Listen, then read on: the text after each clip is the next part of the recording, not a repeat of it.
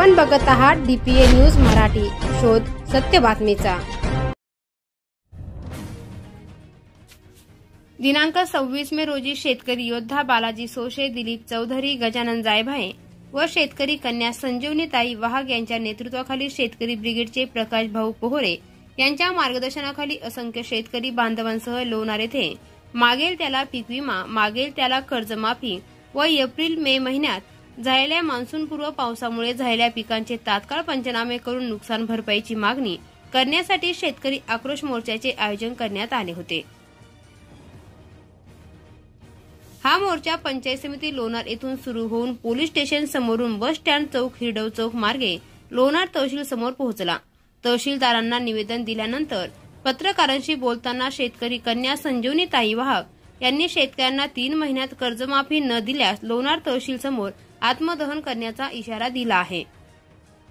भव्य दिव्य असा शेतकरी मोर्चा निघालेला आहे। त्या मोर्चामध्ये बालाजी भाऊ सोशे, दिलीप काका चौधरी, जायभाई भाऊ आम्ही पुढाकार घेऊन हा मोर्चा काढला। आतापर्यंत असा भव्य दिव्य मोर्चा हा लोणारमध्ये निघाला नव्हता। हे फसवणुकीचं सरकार आहे हे सर्वांना कळून सुद्धा, आणि ज्यांनी आपल्याला इलेक्शनच्या वेळेस सांगितलं होतं की आम्ही कर्जमाफी करू, त्यांनी आता कर्जमाफी नाकारलेली आहे। महाराष्ट्राचे उपमुख्यमंत्री यांनी सांगितलेलं आहे आम्ही कर्जमाफी देऊ शकत नाही, आम्ही पैशाचा ढोंग करू शकत नाही। मग मला त्यांना एक प्रश्न विचारायचा आहे, तुम्ही तर म्हटले होते शेतकऱ्याचा सातबारा करू कोरा कोरा, पण मात्र तुम्ही त्यांच्याकडे खोऱ्याचाही दांडूक ठेवलेला शिल्लक ठेवलेला नाही, त्याचं काय? आणि माझा जो दुसरा प्रश्न असेल सरकारला की तुम्ही नेमकं आमच्याशी करणार काय? आम्हाला लाडकी बहीण देऊन आम्हाला विधवा करणार का? तुम्ही लाडक्या भावाला मारणार का? लाडक्या भावाचा रक्ताचा सडा तुम्हाला चालेल का? हा माझा दुसरा प्रश्न असेल। आणि जसं की मी लोणार तहसील कार्यालयासमोर सांगितलेलं आहे की मी 3 महिन्यात जर कर्जमाफी झाली नाही तर मी आत्महत्या करीन। हो, मी आत्महत्या करीन तहसील कार्यालयासमोर जर 3 महिन्यात त्यांनी आम्हाला काहीच सांगितलं नाही।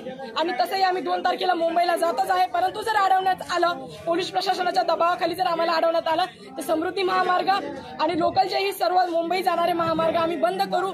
बालाजी भाऊ सोशे, दिलीप काका चौधरी आणि जायभाई भाऊ यांच्या मार्गदर्शनाखाली हा मोर्चा पार पडलेला आहे आणि माझ्या सर्व शेतकरी बांधवांचे सुद्धा मी आभार। DPA न्यूज साठी प्रतिनिधी रघुनाथ आघाव, लोणार।